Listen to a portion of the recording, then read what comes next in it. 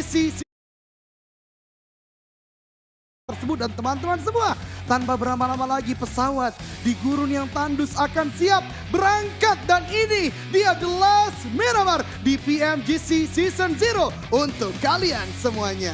Yep, let's go. Kita lihat garis pesawatnya benar-benar di tengah dari area Los Angeles menuju ke area San Martin di antara Locobreria dan Torre Ahumada. Betul banget, ini bisa kita katakan 50-50 bisa untuk langsung diturunkan oleh para player menuju ke arah kota yang mereka inginkan. Namun kembali lagi Miramar 8,8 km persegi dengan 80% luas daratan penting untuk mereka mendapatkan vehicle terlebih dahulu untuk rotasi dan juga untuk nantinya mungkin defensif di akhir-akhir zona. Yap, betul sekali. Bahkan kalau kita lihat Aerowolf sudah turun dengan sangat cepat dan melakukan split di antara dua pulau ya. Ada dua player yang ngambil di Los Hages dan ada juga dua yang bakal melakukan scrapping di area sekitar dengan Los Leones. Betul banget, selatan Los Leones ini adalah tempat yang cukup baik menurut gue dengan scrapping area yang luas. Dan tentunya ini adalah turnamen room di mana ada perkalian lebih untuk senjata, kemudian juga healing prom. Ini akan memudahkan buat Aerowolf nantinya untuk mengumpulkan satu demi satu hal yang diinginkan. Namun Bigetron Red Alliance tetap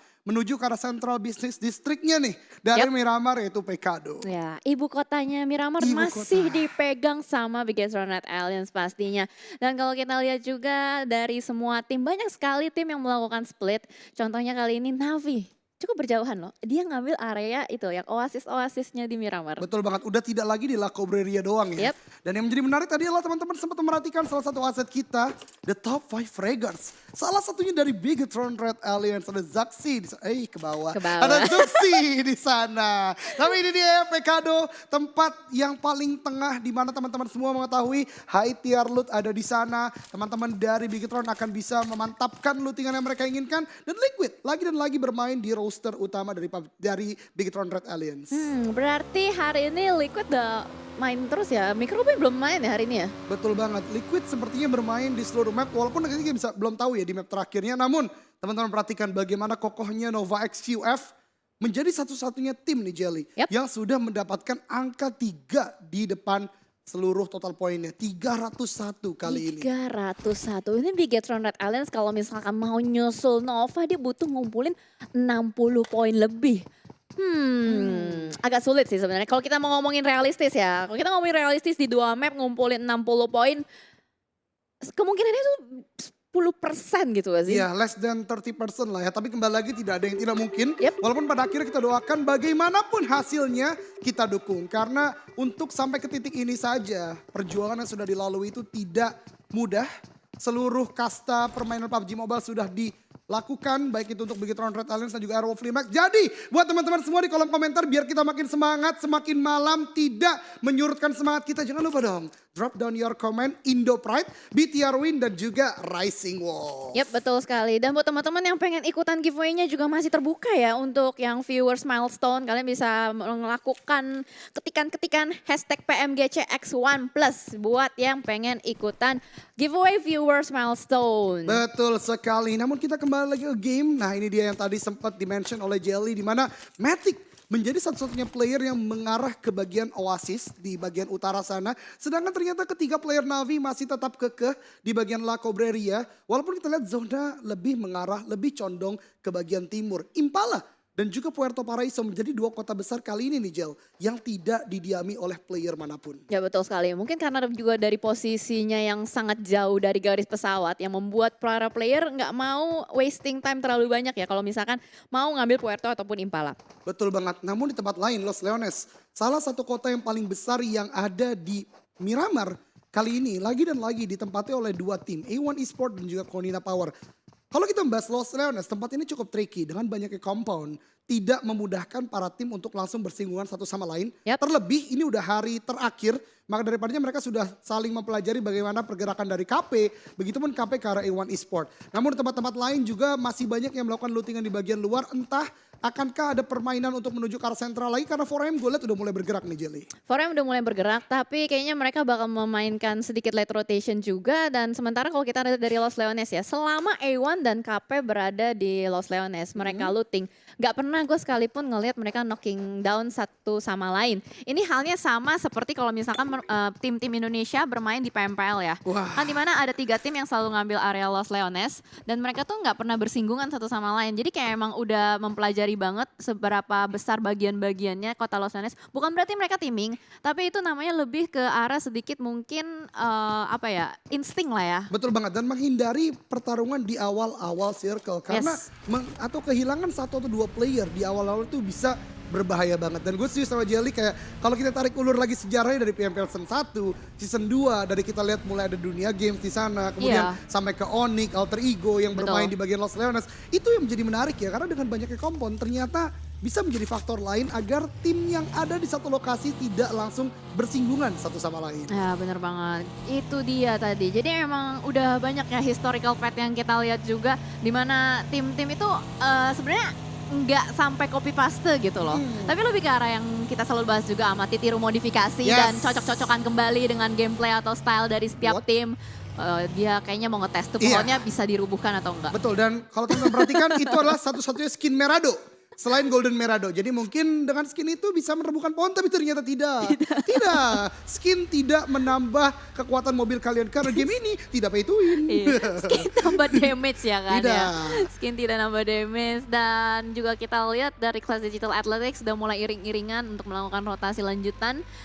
Dimana kalau kita bisa bilang ini akan menjadi Miramar yang pasif. Ini sama halnya seperti hari pertama Miramar. Bener-bener gue inget banget itu kayak 10 menit gak ngapa-ngapain. Bukan gak ngapa-ngapain, lebih ke arah ketemu tim. Gue ngelihat ada orang, ya udah lewat aja gitu. Lebih ke arah objektif gameplaynya ya. Objektif gameplay. Betul banget, karena penting sekali kita berbicara Miramar. Banyak sekali pembahasan yang bisa kita bahas, terutama terrain dari Miramar yang memang sangat unik ya Jel ya. Dimana high groundnya banyak, lower groundnya pun tidak sedikit. Jadi siapapun tim yang bisa memaksimalkan tempat terbaik di high ground atau lower ground tersebut, dia akan memenangkan. Dan berbicara itu, kita lihat Zeal dari bagian high ground sudah men-spot satu player dari PW88. Hampir knockdown, tapi kembali lagi, close is never enough. Oh my god, ini Zeal PD-nya tingkat dewa banget sih kalau menurut gue ya. Karena dia seorang diri saja, dimana kalau teman-temannya memang masih ada di dekat dengan mereka. Dan apalagi, ini akan memberikan Ice momentum untuk melakukan spray ke arah vehicle-nya. Tapi nggak cukup sih, Zeal masih bisa dapetin spot-spot untuk menyembunyikan vehicle-nya. Dan lanjut regrouping ke arah teman-temannya. Wow, ini adalah distribusi player yang cukup mengejutkan ya, dimana kedua player atau kedua tim kali ini Zeus dan juga Power 88 saling tersebar satu sama lain walaupun sudah mulai terspot. Tapi ingat, ini berbahaya, kita belum mengetahui di manakah lokasi player-player lain dari Zeus dari perspektif Power 88, begitupun dari Zeus ke arah Power 88. Kalau third party terjadi, ini bisa berbahaya banget, walaupun di bagian minimap kita belum lihat ada tim lain yang masuk ke pertarungan kali ini. Ya benar banget, karena pada akhirnya kita mendengar ada suara tembakan atau ada open fire, itu akan memancing juga mungkin kalau misalkan ada tim lain yang sedang melakukan rotasi di area sekitar mereka. Karena ini kan udah dua match terakhir ya, dimana kalau misalkan ada kesempatan, kenapa enggak gitu loh, harus berusaha bisa mengambil kesempatan dalam kesempitan. Nah itu dia, hampir ya kesempitan dalam kesempatan, salah. Itu, makanya gue mikir dulu kan, salah gak ya artinya, oh bener, jadi gas. Betul banget, tapi bener gue setuju banget sama Cijal, kayak mengambil seluruh kesempatan, terutama mengumpulkan pundi-pundi kill. Karena untuk placement point menurut gue, percentage untuk chicken dinner pasti semua orang nggak bisa untuk mengetahui secara 100% kan. Tapi kalau kita agresif, maka percentage untuk mengambil kill tentunya lebih besar. Dan ini yang tadi kita takutkan Cijal. Ketika dia terlalu fokus ke arah satu tim, itu Zeus Esports. 4AM, the third party udah join the fight, dan Suk tadi memberikan damage yang walaupun tidak banyak, tapi harusnya mengagetkan Ice dari Power 88. Ya, seenggaknya bisa lah, lumayan lah buat ngikis ya kan. Ya gue tahu memang sih, ini memang 2 match terakhir hype-nya begitu tinggi. Sampai di studio pun semuanya ini juga ikutan hype gitu kan. Betul banget, petugas keamanan kita di depan gagal untuk menghalau para visitors ya, untuk nunjuk-nunjuk layar.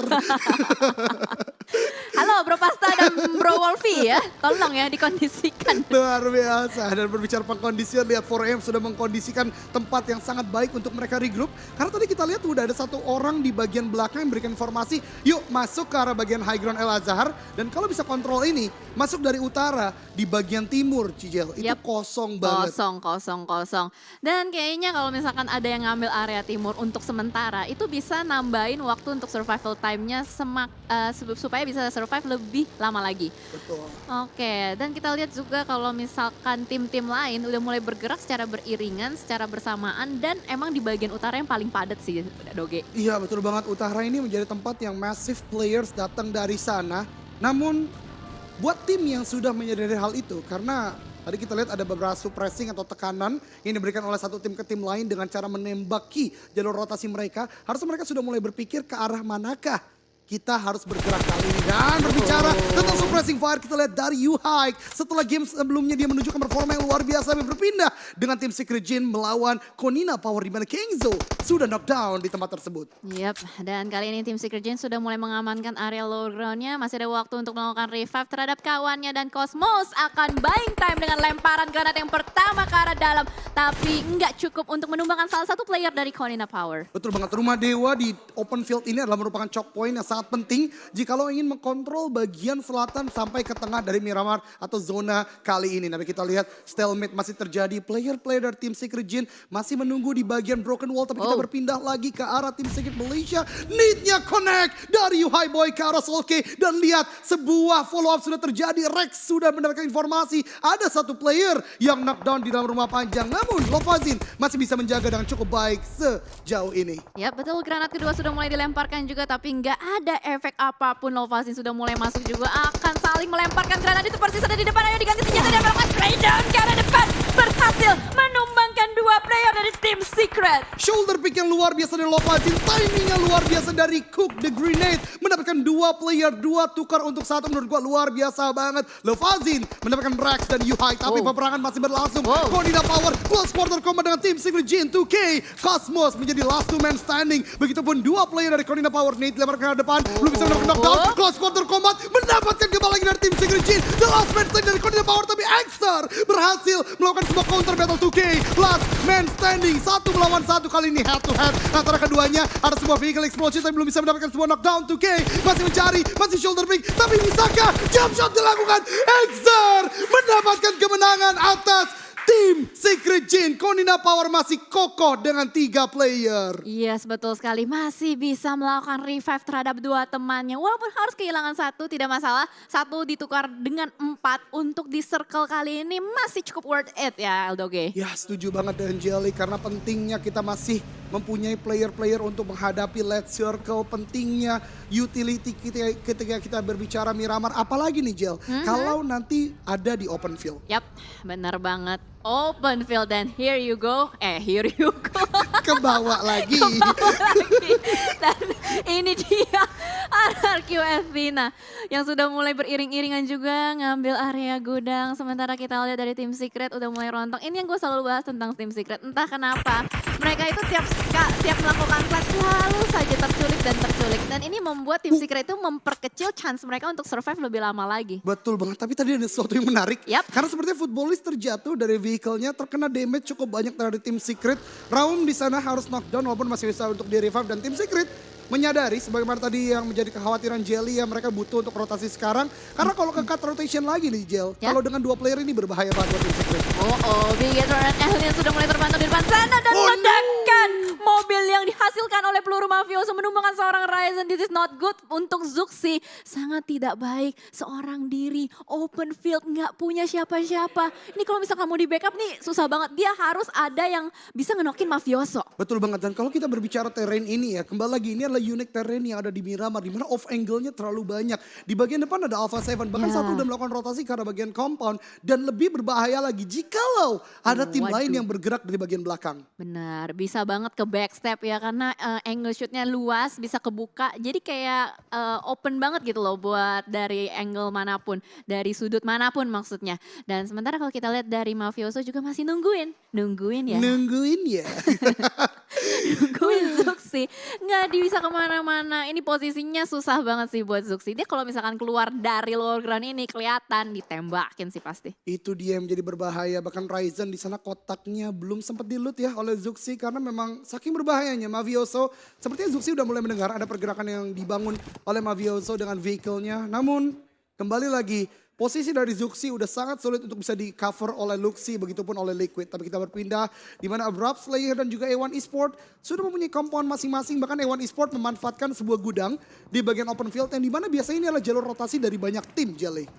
Ya betul sekali, ngambil satu gudang dan mereka regroup, nggak nyebar terlalu lebar juga kali ini. Dan lihat, Sinister berhasil untuk menumbangkan Joker. Namun kayaknya belum akan ada inisiasi fight lebih lanjut lagi, bakal masih bisa di revive pastinya. Seenggaknya lumayan ya untuk mengikis armor, mengikis utilities dari tim ASL itu sendiri. Betul banget, setuju sama Jelly. Kalau kita berbicara long range battle ini, penting banget untuk kita ngikisin armor, vest, atau apapun itu kalian sebut. Helmet juga, baik itu juga healing from dari lawan. Karena bisa jadi nih, Ya. di zona berikutnya kita maju ke defensive line mereka. Betul. Kalau mereka udah mulai berkurang, itu akan memberikan chance atau percentage yang lebih tinggi buat kita nge-take down mereka. Bener banget, dan juga jumlah knockdownnya itu juga bakal mempengaruhi DPS pas dia Wah. lagi sakit perut gitu. Waduh. Pas dia lagi knock maksudnya. Betul banget, Pas karena dia kalau lagi udah gitu knock kan. berkali-kali, aduh bocornya cepet ya. Ah itu udah bocornya cepet tuh bakal susah banget buat di revive dan buat dilakukan backup, itu bakal wasting banyak sekali time juga, waktu, dan kita lihat Mafioso masih lock terus-menerus. Zuxi ketahuan posisinya. Padahal udah berusaha cosplay semaksimal mungkin dan itu dia bakal langsung di end, di looting oleh teman-teman dari Alpha 7. Oh my god, dua player dari Bigetron Red Alliance harus tertunduk kali ini. Tapi masih ada harapan, masih ada dua player, masih ada Luxi dan juga Liquid yang bisa menjadi tombak berikutnya dari Bigetron Red Alliance. Sampai kita lihat kali ini Navi kehilangan satu playernya, bahkan Tigzi sepertinya bergerak ke arah kompon atau tempat yang dimiliki oleh Bigetron Red Alliance. Liquid menembaki ke arah depan, tapi Tigzi mengetahui hal tersebut dan cabut terlebih lagi. Tapi Meradonya udah sangat-sangat sekarat di Jel. Meledak nggak? Enggak loh, masih bisa survive. Tigzi ini kayaknya menjadi scouter juga buat dari tim Navi. Wah, dan Liquid berhasil untuk mendapatkan headshot atas satu player, A1 Dante. Betul banget, ini Liquid ya, kalau udah ditemukan dengan M24, itu istilahnya bukan lagi menjadi weapon, bukan lagi menjadi equipment, tapi menjadi part of the body. Wow. Dari tadi knockdown demi knockdown dengan M24-nya loh. Hampir mendapatkan yang berikutnya dari Arkeotina, tapi Arkeotina menurut gue bermain sangat cerdas. Mereka sudah melakukan sebuah flank ke arah defensive line Bigetron dan ini berbahaya banget. Kalau Bigetron bisa ter-takedown dan baru gue sebutkan D2E no. Need-nya connect ke arah Liquid. Yes, tapi harusnya masih bisa di revive. Oh tidak kayaknya, karena ternyata RRQ membagi player yang menjadi dua sisi, Oh kiri my God. dan kanan. Sehingga membuat positioning dari Bigetron Red Alliance terhimpit, tersandwich dari player-player RRQ sendiri. Ini yang gue takutkan tadi, ketika sudah tersisa dua player dan juga bagian dari belakang Bigetron sangat open field. Nate dari RRQ Connect bisa menjadi sebuah poin tambahan untuk RRQ. Tapi kita masih punya satu wakil lain. Nice try untuk Bigetron, masih ada Arrow Flimax, kita dukung secara maksimal dan kita saksikan kembali lagi kelanjutan dari game kali ini karena sudah masuk ke zona keempat. Ya, aduh, ini circle yang benar-benar menyulitkan sih menurut gua. Dan siapapun yang udah bisa ngedapetin area sekitar La Bendita itu kayaknya bakal punya advantage lebih karena itu kan lower ground ya, ada rumah-rumah juga. Itu loh yang ditempatin sama 4AM. Dan 4AM. sekitar dari 4AM itu ada Nova juga. Jadi dua tim tersebut udah dapetin tempat-tempat yang paling enak. Betul banget, dan berbicara sebuah shooting ya, Corpy, IGL dari Power 88 menunjukkan sebuah performa yang luar biasa dengan mininya dapat satu objek bergerak loh. Zeus Esport tadi satu player ter-knockdown dan bisa dikonfirm kill. Bahkan Wah. Potato dari Arrow Flimax mendapatkan satu knockdown juga ke arah Zeus si tukang pukul. Si tukang pukul ya dengan petir-petirnya, dan kita lihat juga dari PW88 masih terus-menerus melakukan suppressing fire, suppressing tag juga ke arah tim Arrow Wolf, dan di bawah mereka juga ada tim Zeus ya. Tim Zeus itu sisa satu loh padahal. Betul.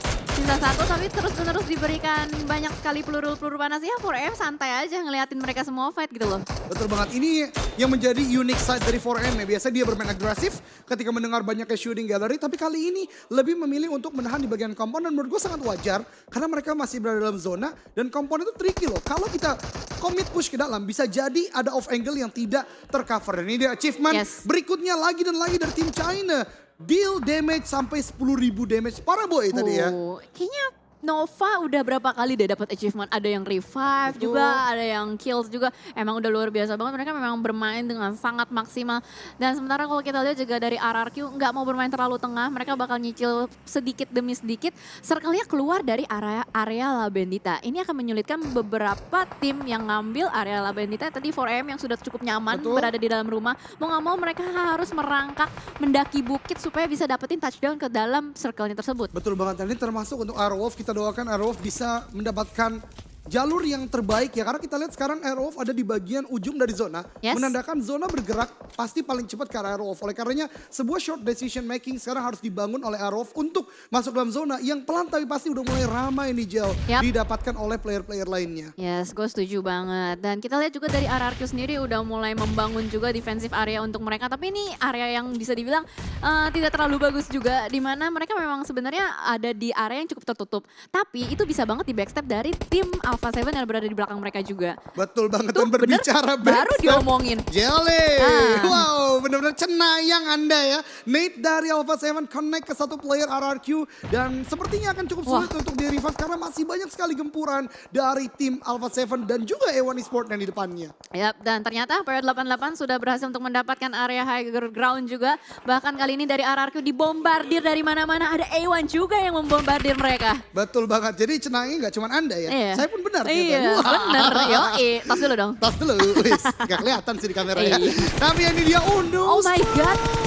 Ter-takedown oleh Paraboy yang baru saya mendapatkan achievement 10.000 damage. Ternyata jalur rotasinya udah di-cut dan bahkan 40 kills in PMGC itu achievement in one match. Wow. Airwolf dihimpit, di-sandwich oleh dua tim yang masih berada di top 2. Top 3 bahkan dari leaderboard, tapi kita lihat dari Hazelnuts akan melakukan kali ini melakukan playdown ke arah depan, tapi belum berhasil untuk connect. Dan apakah berhasil? Wow, saling menumbangkan satu sama lain, tapi kita lihat juga Renare masih akan berusaha untuk masuk kembali. Timingnya nggak tepat, masih ada King yang berusaha untuk melakukan backup. Renare pun ter-takedown. Potato last man standing yang diledakkan. Airwolf dipulangkan di posisi ke-12. Oh my god, Airwolf terhimpit dengan dua tim China, 4AM dan juga Nova, tapi King tidak bisa untuk bertahan lama juga karena 4AM sudah menjaga di bagian high ground tersebut.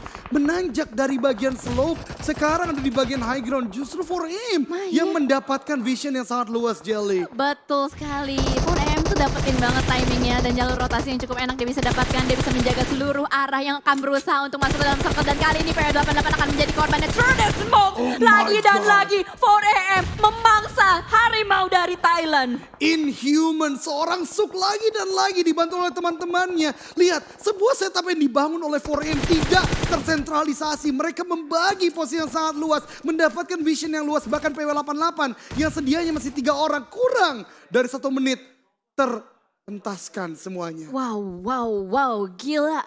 Dia yang mau masuk ke dalam circle, tapi orang lain yang jadi korban. Wah, 4AM is just one of the kind, man. Dia luar biasa sekali untuk positioningnya, tapi kali ini zona bouncing ke arah bagian atas lagi dan lagi. Abrupt Slayer ternyata bisa memberikan sebuah gempuran baru kepada A1 Esports yang sedia tadi menunggu di dalam sebuah compound. Dan 4AM kita lihat mencoba untuk melakukan penetrasi ke arah bagian rumah dewa yang di bagian lower ground sana yang sudah dikuasai oleh Digital Athletics. Oh my god, ternyata Digital Athletics dari tadi diam-diam, nggak terlalu banyak pergerakan, udah dapetin posisi yang cukup nyaman juga. Tapi masalahnya adalah ini lower ground. Kalau misalkan itu tim-tim yang berada di luar circle tiba-tiba beramai-ramai gitu kan, masuk ke dalam. Oh itu bakal susah sih harusnya buat kasih Digital Athletics. Itu dia, massive movement tentunya akan memberikan sebuah massive impact ke arah peperangan yang makin menjadi-jadi. Tapi Navi, the last man standing Tigzy ternyata masih bisa menahan pergerakan dari Abrupt Slayer. Tapi tempat lain Thailand menembaki ke arah vehicle yang dimiliki oleh 4AM, hampir meledak dan itu dia ledakannya. Tapi tidak knockdown karena Sinhe. Timing yang tepat saat dia prone ke arah belakang dan semua balasan dari Hasaki menembak ke arah Dea tapi tidak mendapatkan knockdown juga. Ini saling sudah spot. Bahkan Abrupt Slayer di bagian luar juga sudah kesulitan untuk masuk, di tapping oleh Hasaki. Sangat tajam, sangat kejam dari 4 Angry Men. Ini adalah definisi marah yang sungguhnya, Jelly. Ya betul sekali, 4AM benar-benar mengamuk dan benar-benar marah gitu.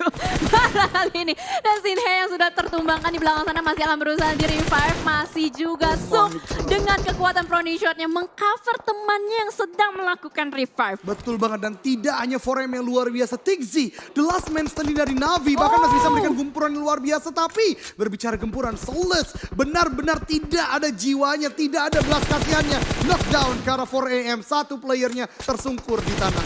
Iya, dan sementara itu kita lihat dari Hasaki masih berusaha untuk mendapatkan pundi-pundi kill point lain. Trey ke arah A1. Satu player pun ditumbangkan dan ini malah petaka sih sebenarnya buat 4AM. Walaupun mereka marah, tapi ini mereka open field, nggak punya obstacle yang terlalu kokoh juga. Hasaki dia mesti pilih gambling, healing, atau masuk. Masih ada lower ground yang sangat tipis. Tapi ternyata ada tembakan dari sisi lain yang berhasil untuk menumbangkan Hasaki. Sinhe belum mengetahui ada Old Boy yang ada di depan sana, ternyata Navi. Sekarang tinggal tersisa Old Boy di bagian depan. Ini akan menjadi sebuah disaster, akan menjadi sebuah bencana bagi 4M kalau dia terlalu terburu-buru maju ke depan.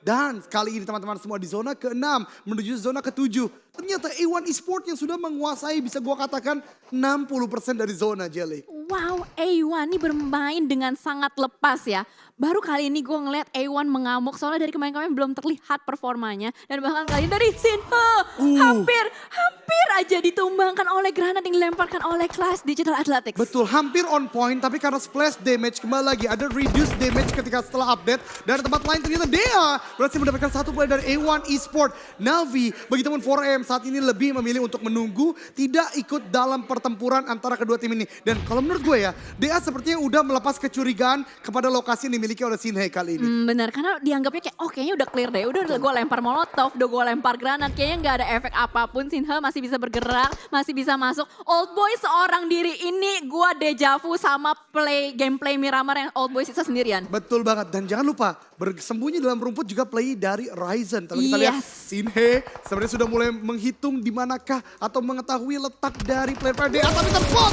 oleh Dea. Dan itu dia akhir dari seorang Sinhe. Shoykot benar-benar memboikot, menghalangi, menutup dari 4AM itu sendiri. Tapi Old Boy hampir mendapatkan knockdown karena Dea dan membuat kedua player ini untuk mundur perlahan. Wah, tapi posisi dari Old Boy udah ketahuan. Ray sangat percaya diri, nggak usah healing. Dia mau maju langsung begitu aja, tapi ternyata Old Boy harus keluar dari posisinya. Dia sudah mulai terpush juga oleh Blue Zone, maka berusaha untuk melemparkan granat yang pertama, tapi dipush oleh Ray ke arah defense play down. What happened? Old Boy masih bisa mendapatkan satu lagi, tapi ternyata granatnya play zone ternyata yang memulangkan Old Boy. Bahkan berbicara granat connect, dan itu dia akhir untuk Dea, the last man standing. A1 Esport, the team from Bangladesh mendapatkan chicken dinner pertama mereka berarti ya di pagelaran PMGC kali ini dengan kill yang luar biasa. 2 digit kill, and this is guys A1 Esport winner chicken dinner. Wow, 12